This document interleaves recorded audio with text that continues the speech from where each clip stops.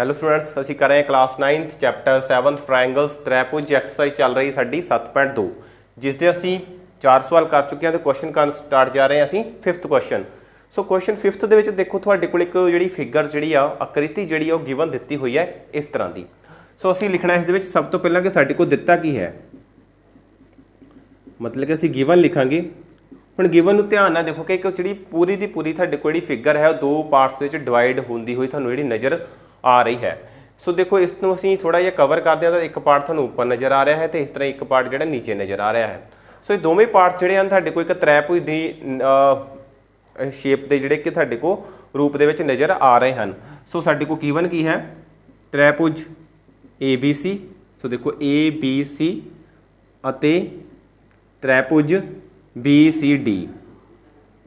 BCD साडे कोल दोवें की ने समदोभुजी त्रिभुज हैं।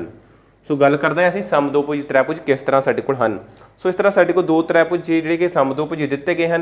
सो सिद्ध करना है जो असीं की करना है वो सानूं क्वेश्चन च दिता गया है।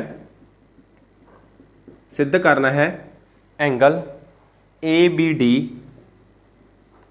बराबर है एंगल ACD। सो सब तो पहला तो हुण जो साडे कोल गिवन है सब तो पहला असीं उसके उपर गल करांगे, ठीक है। सो सोल्यूशन वेखते हैं असीं ट्रायंगल ABC वो जो साडे कोल उपर इस तरह बनी हुई एक जिहड़ी कि नज़र आ रही है। सो ABC जिस दे विच इस तरह दो लाइनस जिहड़ियां कि लगियां हुई हैं उपर भुजावां दे उपर जो ये दस रही हैं कि ये दोवें भुजावां आपस में बराबर हैं तो जदों भी साडे कोल किसी त्रिभुज दीयां दो भुजावां बराबर होण तां वो त्रिभुज साडे कोल की हुंदी है समदोभुजी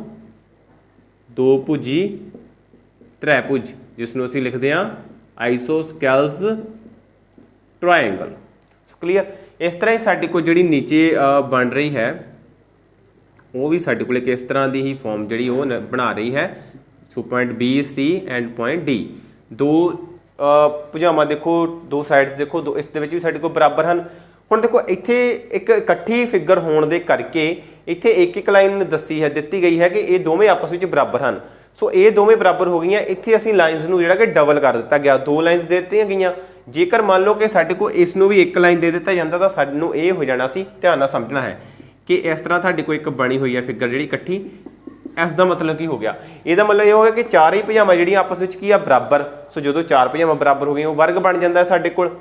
इस करके इत्थे ध्यान रखना है कि ये दो भुजावां आपस में बराबर हैं तो ये दो भुजावां आपस में बराबर हैं। सो इसलिए दोवें त्रिभुज साडे कोल किन्ने दोवें समदोभुजी त्रिभुज जिहड़े कि होणगे। हुण असीं अपने क्वेश्चन ते आंदे हां कि सिद्ध की करना है ABD बराबर है ACD। हुण ABD कित्थे बन रहा देखो ABC इत्थे तां ABC बन रहा है। हुण ये बन रहा साडे कोल DBC, ठीक है। जेकर असीं पूरा एंगल बनाना है तो वो साडे कोल इत्थों पॉइंट A है, इत्थे पॉइंट D है, इधर पॉइंट B है। सो असीं ये वाला कोण जिहड़ा है ABD देखो ABD ये कोण ये वाला सारा कोण जिहड़ा है इसनूं बराबर दसना है। असीं किहड़े कोण दे बराबर दसना है असीं ACD दे। ये दोवें कोण असीं दसने हैं कि आपस में जिहड़े कि बराबर हैं। सो इन्हां नूं बराबर दर्शाउण दे लई असीं की करना है, थोड़ा ध्यान नाल वेखना है। थोड़ी जी कंस्ट्रक्शन जिहड़ी असीं करनी है देखते हैं कि असीं किस तरह करते हैं। A नूं D नाल मिलाओ। सो इस तो जो पार्ट असीं रब करके हटे हैं उसनूं तुसीं क्वेश्चन दे विच कर सकते हो। ए नूं D नाल मिलाओ, जो ए नूं असीं D नाल मिलाते हैं तो असीं अपनी जिहड़ी कंस्ट्रक्शन है उस वाला पार्ट असीं अपने इस साइड ते करते रहांगे। देखो ए नूं D नाल मिलाते हैं साडे कोल की बनदा है एक नवे दो त्रिभुज जिहड़े तैयार हो जाणगे। किहड़े साडे कोल होणगे ABD। इस नाल त्रिभुज ABD अते त्रिभुज ACD बनते हैं। हुण साडे कोल दो त्रिभुज जिहड़े नवे कंस्ट्रक्ट जिहड़े कि हो जाते हैं। हुण असीं गल करते हैं त्रिभुज ABD अते त्रिभुज ACD विच। सो इन्हां दोवें ट्रायंगल्स की गल करते हैं। दोवें ट्रायंगल्स दे विच देखो साडे कोल जे असीं इस साइड नूं हटा दिंदे हां तां साडे कोल जिहड़ियां दोने ट्रायंगल जां त्रिभुज बन रहीआं जो वो फिर एक फिगर जिहड़ी बना दिंदियां हन। ਹੁਣ ਦੇਖੋ ਅਸੀਂ ਇਸ ਨੂੰ ਫਿਰ ਇੱਥੋਂ ਹੀ ਬਣਾਉਂਦੇ ਹਾਂ ਤਾਂ ਸਾਡੇ ਕੋਲ 2 ਤ੍ਰੈਭੁਜ ਬਣਦੀਆਂ ਹਨ। ਇਹਦਾ ਮਤਲਬ ਇਹ ਹੋਇਆ ਕਿ ਇਹ ਜਿਹੜੀ ਭੁਜਾ ਹੈ ਇਸ ਦੇ ਨਾਲ ਸਾਡੇ ਕੋਲ ਇੱਕ ਪੂਰੀ ਆਕ੍ਰਿਤੀ ਜੋ ਹੈ ਜਾਂ ਫਿਗਰ ਹੈ ਉਹ 2 ਭਾਗਾਂ ਦੇ ਵਿੱਚ ਵੰਡੀ ਜਾਂਦੀ ਹੈ। ਸੋ ਇਹਦਾ ਮਤਲਬ ਇਹ ਸਾਡੇ ਕੋਲ ਇੱਕ ਕਾਮਨ ਭੁਜਾ ਜਿਹੜੀ ਹੈ ਸਾਂਝੀ ਭੁਜਾ ਹੋ ਜਾਂਦੀ ਹੈ। ਸੋ ਅਸੀਂ ਲਿਖਦੇ ਹਾਂ ਕਿ AD ਬਰਾਬਰ ਹੈ AD, ਜੋ ਸਾਡੇ ਕੋਲ ਅਸੀਂ ਲਿਖਾਂਗੇ ਸਾਂਝੀ ਭੁਜਾ। ਸੋ ਜਿਸ ਨੂੰ ਅਸੀਂ ਲਿਖਦੇ ਹਾਂ ਕਾਮਨ ਸਾਈਡ।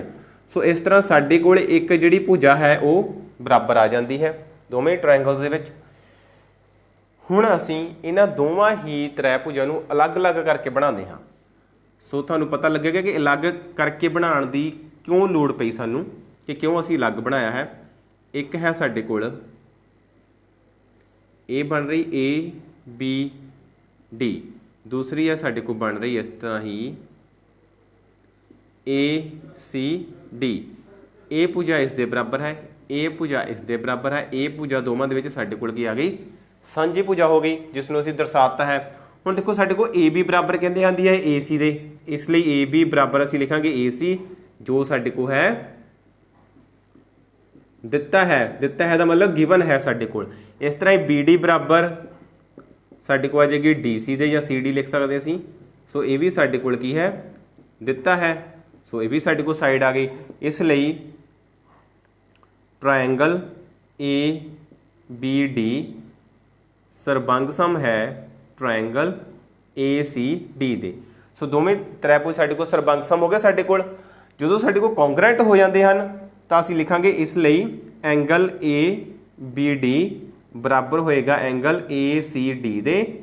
ਸੋ ਕਿਹਦੇ ਕਾਰਨ, CPCT ਤੋਂ ਅਸੀਂ ਜਿਹੜਾ ਕਿ ਇਸ ਨੂੰ ਬਰਾਬਰ ਜਿਹੜਾ ਦਰਸਾ ਦਾਂਗੇ ਕੋਰਸਪੋਂਡਿੰਗ ਪਾਰਟਸ ਆਫ ਕੌਂਗਰੂਐਂਟ ਟ੍ਰਾਇੰਗਲਸ।